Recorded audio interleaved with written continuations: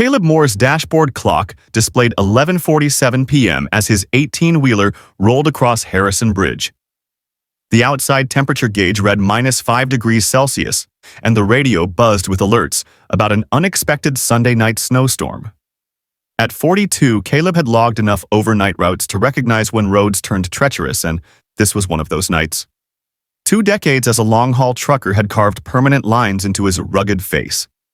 Before trucks, he'd worked as a military mechanic, not the kind who saw firefights, just the kind who made sure others could. The type who lived by a simple principle that followed him into civilian life: lend a hand when possible. Headlights swept beneath the bridge as Caleb rolled into the valley. That's when he noticed it, a sedan with hazard lights blinking faintly, hood propped open like a white flag. Next to it, a woman crouched over 2 small children, frantically bundling them in her own coat. Cars drove by, their taillights vanishing into the storm. Nobody stopped. Caleb checked both mirrors and started calculating. He was already behind schedule.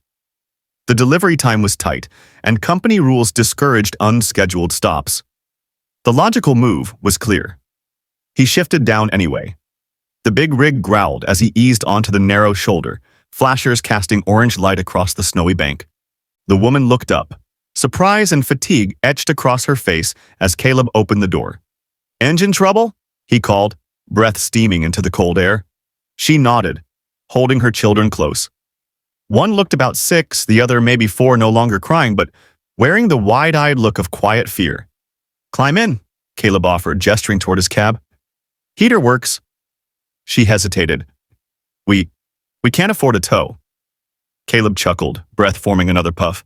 "I've got diesel, that's good enough." The cab was crowded with 4 inside, but heat beat out comfort. 8 miles later, he pulled into a 24-hour service station without ceremony.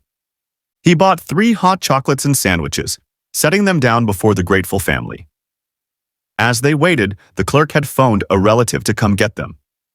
Caleb reached behind his sleeper berth and brought out a frayed wool blanket. "Take it," he said, handing it to the mother as she tried to decline. "I won't need it tonight." He didn't ask names, didn't ask for gratitude. Moments later, his truck disappeared into the snowy dark, red lights dimming like dying embers in a world that often rushes past with icy detachment. Some still choose to stop. They never realize they'll live on in the memories of those whose names they never asked. Elena Ramirez stared as the tail lights vanished into night, the wool blanket still radiating warmth in her hands. 2 months ago, she might have doubted such kindness. 2 months ago, her husband was still alive. Staff Sergeant Michael Ramirez hadn't perished in glory, no final charge, no viral moment of heroism. Just a routine patrol, an unseen IED, and a phone call at 3 a.m. that shattered her reality. Now, Elena braved a different kind of war zone, raising 2 children solo, while battling red tape seemingly built to wear her down.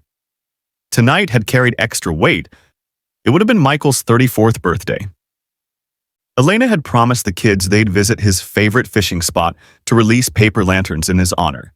But first, she needed to meet with the military benefits attorney in Morton County, a meeting she'd now missed when her aging sedan stalled beneath Harrison Bridge. With her phone battery drained and both kids shivering in the back seat, she'd accepted they'd be spending the night in the car. Then the truck appeared like a ghost, its driver offering help without asking anything in return. The following morning, Elena's brother-in-law drove them back to North Point Marine Base, where they'd been living since Michael's death.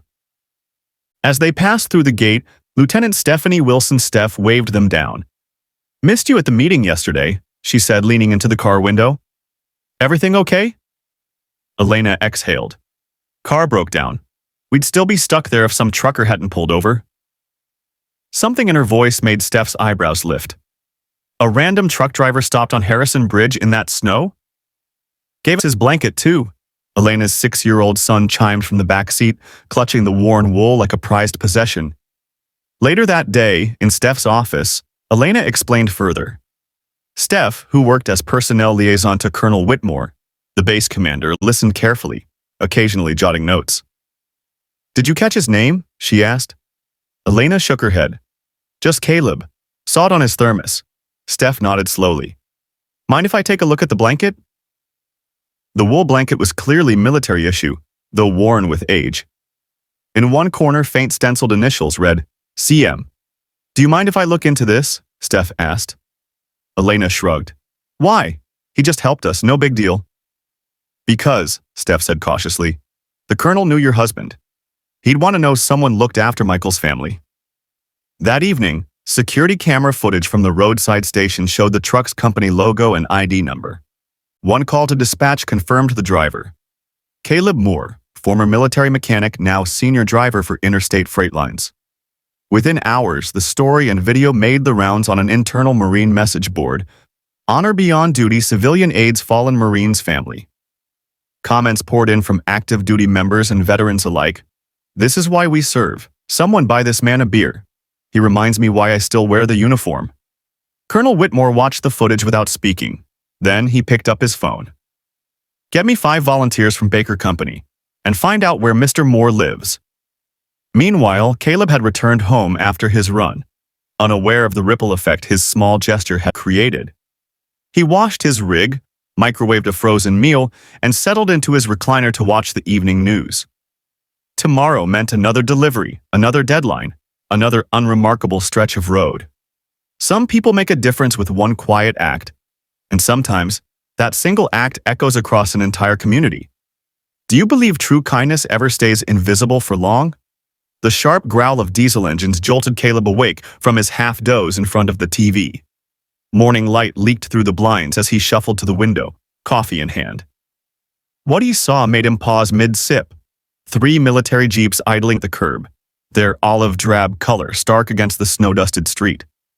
6 Marines in full dress uniform stepped out with the practiced synchronicity. Civilian life rarely teaches. One carried a polished wooden box, another held a framed certificate. A firm knock on the door sealed Caleb's confusion. He opened it to find a tall officer whose silver eagles marked him as a full colonel. "Mr. Caleb Moore?" the colonel asked, his voice steeped in command. Caleb gave a slow nod, suddenly very aware of his rumpled t-shirt and old sweatpants. "Colonel James Whitmore, United States Marine Corps," the man introduced himself with a sharp formality. "May we come in?" In Caleb's modest living room, the Marines stood at parade rest while the colonel explained. "Yesterday, you helped a woman and 2 kids stranded under Harrison Bridge," he said, not asked. Caleb shifted. "Just gave them a ride to a gas station. Anyone would have." "Except no one did," Whitmore replied. "And what you couldn't have known is that the woman was Elena Ramirez, widow of Staff Sergeant Michael Ramirez." The name didn't register for Caleb, and his face showed it. "Staff Sergeant Ramirez served under my command in Fallujah," Whitmore continued. "During an ambush, he pulled me from a burning vehicle suffering 3rd-degree burns. He saved my life and 3 others."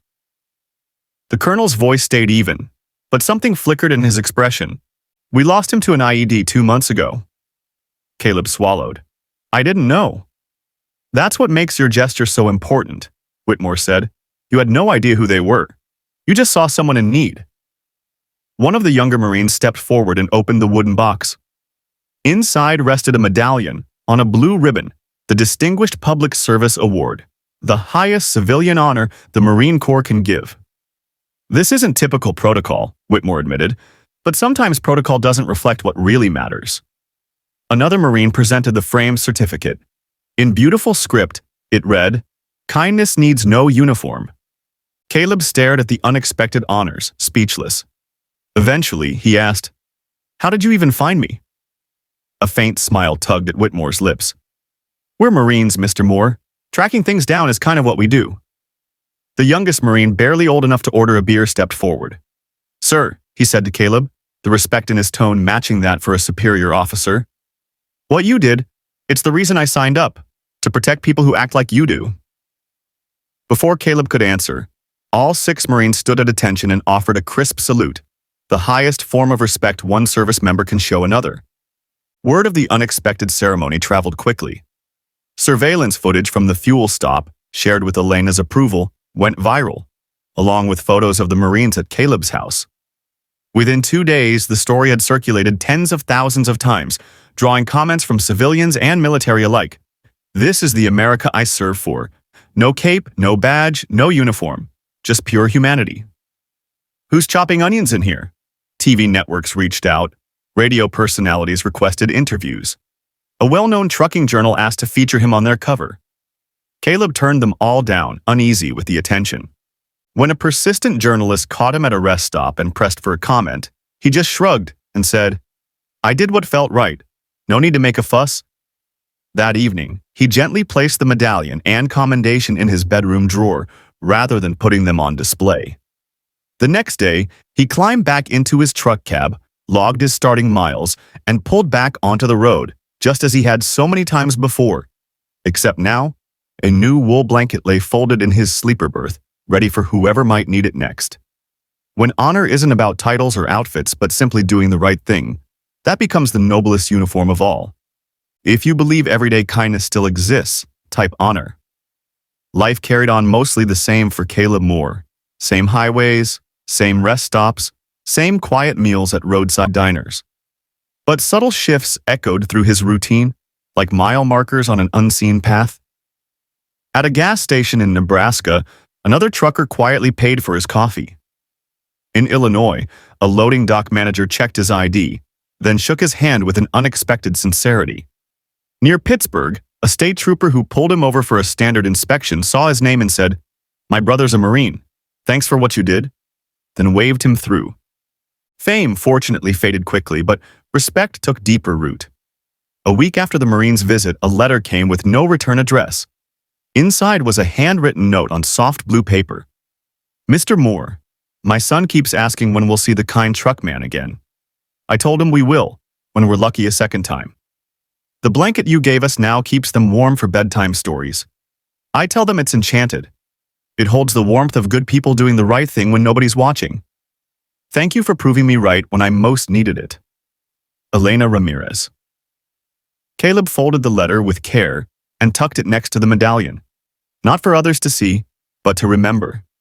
That weekend, in his garage, he mounted the certificate on a raw pine board, not front and center, just where he could glance at it while tuning his engine or changing his oil. A quiet reminder, not a boast.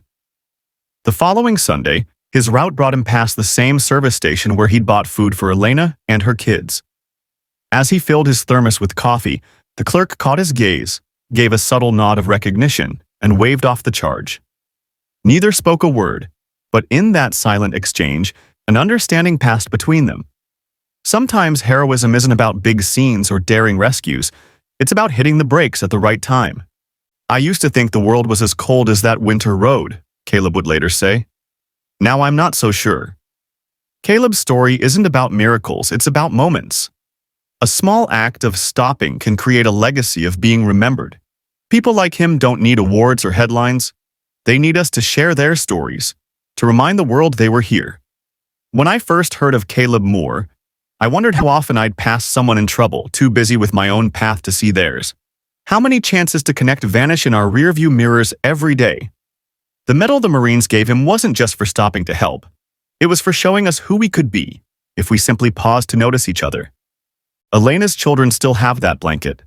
It's thinned with age now, mended in spots, but they won't let it go. To them, it represents a simple truth. Even on the coldest nights, warmth can come from the most unexpected places. Colonel Whitmore added the story to Marine Corps training sessions on core values: honor, courage, commitment. These aren't just military ideals, he tells new recruits. They're human ones. Sometimes it takes a civilian to show us what we're fighting for. As for Caleb, he's still out there, driving long routes, stopping when needed, keeping a spare blanket in the back. He doesn't think of himself as anything special, just a man who did what anyone ought to do. And maybe that's what makes his story so powerful. True heroism doesn't always happen in war zones or blazing buildings. Sometimes it's found under quiet bridges on snowy nights, in the simple choice to stop when others drive past. In a world that often applauds the remarkable, maybe we should also celebrate the quiet power of ordinary goodness, the kind that seeks no credit, no applause, just the quiet satisfaction of doing right. The mother held her kids close as they walked the icy shoulder. A car sped by, the driver yelling, "Get off the road!" The truck behind hit the brakes. The driver got out silently. The next day, 3 military vehicles blocked the alley near his home. Who sent them? And why?